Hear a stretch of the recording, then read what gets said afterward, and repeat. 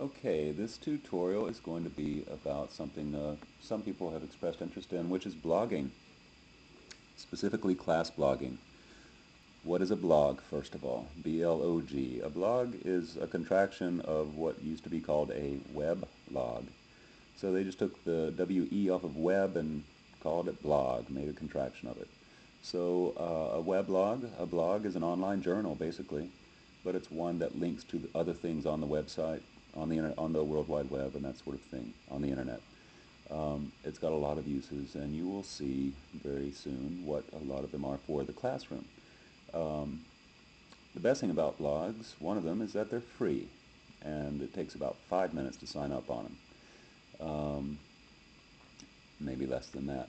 Okay, so this is a blog that I made for my English class with skills that are basically those of reading and following instructions on the very user-friendly setup page. So this is my English blog. I called it Spells because I like the wordplay of magic and language, and it's for my grade 9 English class. Now, we are used to books, and books start on page 1, and they end on the last page, and they have an index after them. Blogs are similar and different. Let me show you the first difference, a radical difference. This is my first blog post. I'm sorry, not my first blog post. This is the top blog post. It was done on November 24th, today. As we scroll down to the next blog post, pardon the naughty title, you see that it was posted on the same day. Okay, I did that a little bit earlier. It can become addictive. And this was posted even earlier today, this morning, 5:30. Okay, so those were all three on the same day. Notice you can put pictures there, so easy. You can color the font, make it italic and all that. Nice formatting for some Blake poetry. And so forth. So each one of these is a post. But you notice they go back and back in time. So it starts with the last post that you added, and as you scroll down you can see earlier posts. Well, it only makes sense, right? If students have been reading every post you make, they don't need to start with the earliest post, they want to see the latest post. That's why it goes from earliest, November 20. Oh, by the way, look at this. Kids read David Sedaris short stories in class. I find a YouTube David Sedaris reading his essay on David Letterman. The guy is a writer of essays, and he's treated like a rock star on a popular late-night comedy show. So they get to know an author that they love. Anyway, how long does it take to do that sort of thing? Once you find a video on YouTube or other things, it takes literally a minute to link it to your site so that it plays on your site. More on that later.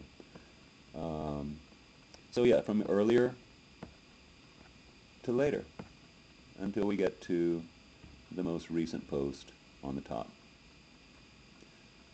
Notice it has a calendar, and the calendar has, you'll notice, colored entries, colored days, and those days are the ones that have a blog post on them. And notice this, I just discovered this. When you hover over a day, it gives you the title of the post for that day. So there's one, a note from the Tom Keys. This one is how I'd like to teach and might soon, so on and so forth, right? Kind of neat. And this is the most important thing for you to see, the blog roll. This is our class blog here. But as we've all studied in best practices, education classes for language arts, we want students to have ownership of their writing, first of all. So I don't want them writing on the class blog. I want them having their own blog. Remember, it's free. And I want to be able to quickly click on all of their blogs so that I can read their stuff, and their classmates can read their stuff. So this blog roll is basically my class roster. In order to keep it alphabetized by class, I have two classes here. I've got the B for B period and plus the first name of all of my B period students. You don't want students to ever use their last name, and you got to drill that into their head, or any sort of identifying information. And there's G period and all my G period students. Okay, so the students come here, they see any assignments, For example, right here, there's categories that you create. So I created an assignments category. My students can click on that and see all of the assignment posts. And then they go to their own blog by clicking on it, and they make their own posts. So let's go and see what this student did for her assignment. And then let's compare what she did to, oh, how about this student? Both have the same assignment.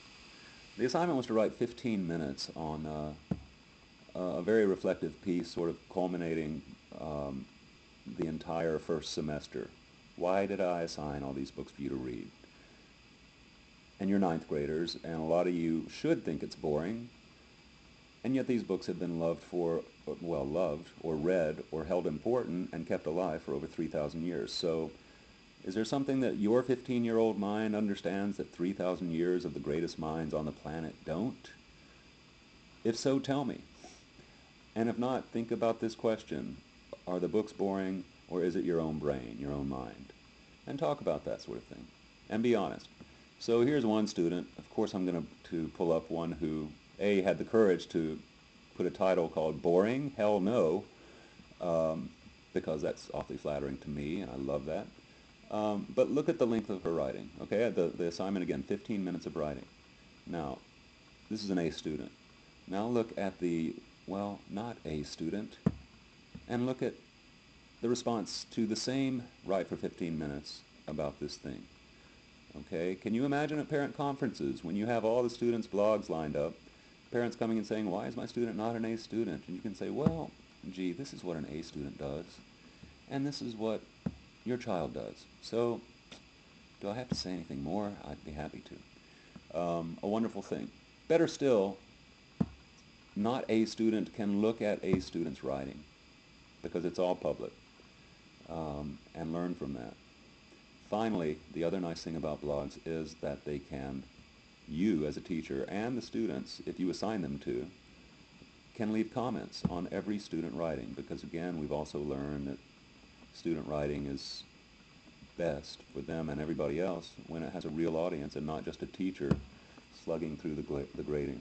So I just clicked on comment, and I'm going to say, yet again, I'm commenting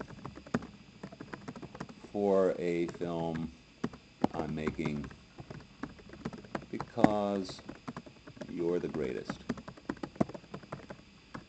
I had to delete an earlier one because it didn't work, the film, and submit comment. So the student reads all this feedback, and I can assign this student to read the other student and comment, either free comment or choose your favorite line, or count how many metaphors she used in her writing, or think about her title, this sort of thing. So that's it. That's pretty much a class blog. Is there anything I'm leaving out? You have seen the latest to earliest organization chronologically. You have seen the blog roll, which is the student links. It's very, very fast to have the students sign up for a blog in your class, and then to have them all come up and add their names to your own blog. I'll show you that later. You've seen the calendar, and one thing that I should make a little more clear, categories. They're also called tags. I said that books have indexes. Well, blogs have tags or categories. Every time you post a new entry, a new journal entry, a new post it's called, you can name the category yourself, and it will pop up there. So everything that I've done about writing and tagged as writing, as in an index, if I click on this, it will take me to a new page showing me everything that has to do with writing. And there's 2 posts with writing. You see, that has writing right there.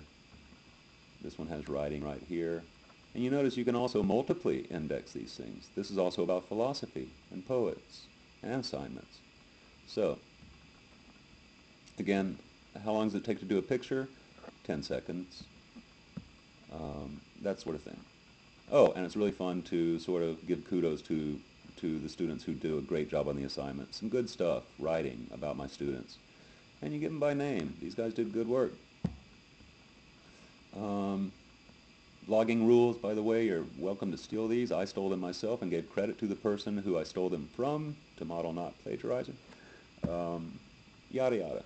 So that's pretty much it. That's my English blog. I've also got a history class blog. You can make as many blogs as you want to.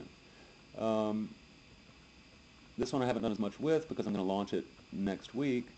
But here is their first assignment. It's the end of the semester. I want them, once a blog is set up, you can make a continuous assignment for the rest of the year that is pretty self-maintaining.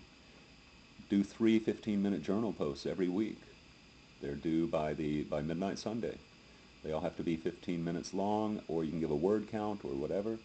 And you can say, either free or having to do something about the ideas we've studied, or respond to a particular assignment that I give you, that sort of thing. And last thing, it's another nice use of blogs. My kids have a big debate coming up, and they've never done debate before. So I have a colleague, who you all know, who was kind enough to come and give a guest lecture. And she did 20 minutes, and since she was doing the work, I got to video it. And it took less than an hour to turn the video from the camera into the computer and then post it on YouTube, and then link from YouTube to here. So the kids can come and they can watch this lesson as many times as they want to in order to prepare as well as they can for the debate. No excuses. And it's great. Imagine the potential that a blog has with video embedding. Teachers can model all sorts of things, lessons can be given, but really the more exciting prospect is for it not to be teacher-centered, but for student productions, using the video cameras to be on here instead of teachers. That's my goal soon. That's constructivist, it's not teacher-centered. But anyway, so there you have it. If you're interested, the next blog, or the next tutorial will be about how to get your own blog for free and set up your own class blog. So stay tuned if you wish, and thanks for watching. Either way, thanks. Bye-bye.